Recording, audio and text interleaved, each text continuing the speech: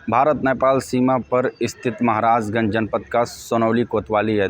भारत नेपाल सीमा पर दो चीनी नागरिक समेत 3 अभियुक्तों को सुरक्षा एजेंसियों ने धर दबोचा है, जिसके बाद कड़ी पूछताछ के बाद अग्रिम विधिक कार्यवाही में जुट चुकी है। इस वक्त हम सोनौली कोतवाली में मौजूद हैं। आप एक्सक्लूसिव तस्वीर सामने आप देख सकते होंगे, जिस तरीके से एक बगल साइड में जिस तरीके से यहाँ एसएसबी के जवान, पुलिस के जवान पूछताछ में जुटे हुए हैं और अग्रिम विधिक कार्रवाई में जुटे हुए हैं, जिसके बाद सोनौली पुलिस इन तीनों अभियुक्तों के खिलाफ 14 विदेशी अधिनियम के तहत मुकदमा दर्ज कर अग्रिम विधिक कार्रवाई में जुट चुकी है। जिसके बाद से हालांकि यह तीनों अभियुक्त के पास से कई फर्जी दस्तावेज बरामद हुए हैं। अगर फर्जी दस्तावेज की बात की जाए तो जिसमें से आधार कार्ड भी इनके पास से बरामद हुए हैं। सुरक्षा एजेंसियों के गिरफ्त में खड़े तीनों अभियुक्तों में से 2 अभियुक्त चीनी नागरिक हैं, जो अवैध तरीके से नेपाल से भारत में प्रवेश कर रहे थे।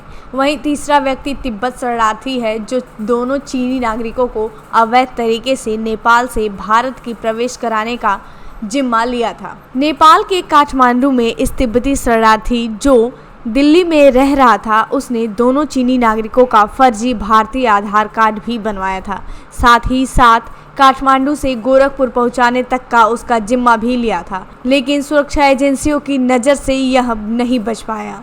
तीनों को एसएसबी के जवानों ने नेपाल से भारत में प्रवेश करते समय सोनौली सीमा से गिरफ्तार कर लिया। अपर पुलिस अधीक्षक अतीश सिंह ने बताया कि पकड़े गए दोनों चीनी नागरिकों के पास से जब वैध कागजात मांगी गई तो उनके पास से कोई भी पासपोर्ट, वीज़ा नहीं बरामद हुआ, जबकि तीसरा जो तिब्बती शरणार्थी है उसके पास से भारतीय आधार कार्ड और पैन कार्ड मिला, जो भारतीय पते पर बना हुआ था। हालांकि सोनौली कोतवाली में पूछताछ जारी है। आइए देखते हैं इस रिपोर्ट में क्या कुछ कहते हैं महाराजगंज के अपर पुलिस अधीक्षक आतिश कुमार सिंह।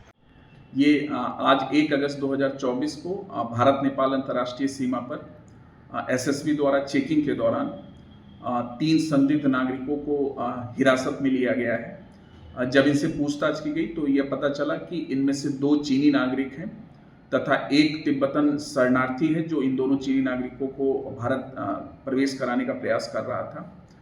इनसे जब वैध दस्तावेज के बारे में पूछताछ की गई तो कोई भी इनके पास पासपोर्ट और वीज़ा संबंधी दस्तावेज उपलब्ध नहीं थे, जबकि इसमें जो तिब्बतन शरणार्थी था उसका आधार और पैन कार्ड मिला है, जो इसने भारत के ही एड्रेस पर बना रखा है।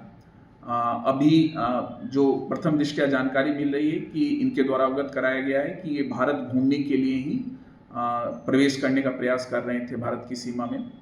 अभी अन्य एजेंसियों को भी पूछताछ के लिए अवगत कराया गया है तथा इस पूरे प्रकरण पर थाना सोनौली पर 14 विदेशी अधिनियम और भारतीय न्याय संहिता की धाराओं के तहत अभियोग पंजीकृत करते हुए अग्रिम विधिक कार्रवाई की जा रही है। पहल 24 के लिए कृष्णा गुप्ता, महाराजगंज।